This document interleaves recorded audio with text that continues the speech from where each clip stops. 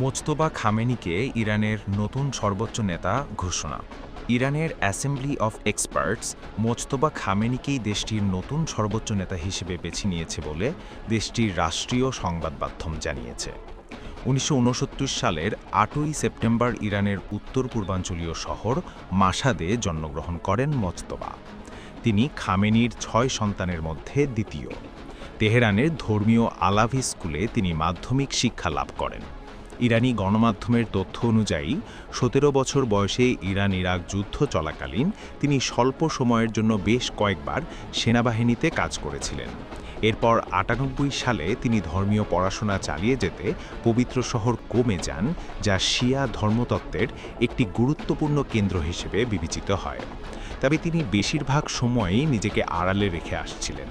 তিনি কখনো কোনো সরকারি পদে ছিলেন না এবং জনসমক্ষে কোনো বক্তৃতা বা সাক্ষাৎকারও দেননি। তার খুব অল্প সংখ্যক ছবি ও ভিডিওই বাইরে এসেছে। গত ২৮শে ফেব্রুয়ারি আমেরিকা ও ইসরায়েলের হামলায় ইরানের সর্বোচ্চ নেতা আয়াতুল্লাহ আলী খামেনির বাসভবন ও কার্যালয় কম্পাউন্ড ব্যাপকভাবে ক্ষতিগ্রস্ত হয়। ওই হামলাতেই আলী খামেনির মৃত্যু হয় বলে প্রথমে জানান যুক্তরাষ্ট্রের প্রেসিডেন্ট ডোনাল্ড ট্রাম্প। তার কয়েক ঘন্টা পর ইরানের রাষ্ট্রীয় গণমাধ্যমে আলী খামেনির মৃত্যুর খবর নিশ্চিত করে ইরানের কর্তৃপক্ষ।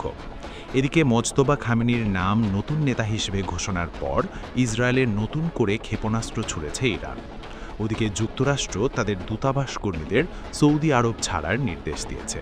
ইরানের রাষ্ট্রীয় সংবাদ মাধ্যমের খবর অনুযায়ী বাহরাইন ও কুয়েতে নতুন করে বিস্ফোরণের শব্দ শোনা গেছে। এছাড়া সোমবার কাতারের দোহায় বেশ কয়েকটি বিস্ফোরণের শব্দ পাওয়া গেছে। কাতার প্রতিরক্ষা মন্ত্রণালয় বলেছে ভোরের দিকে তারা একটি ক্ষেপণাস্ত্র হামলা প্রতিহত করেছে।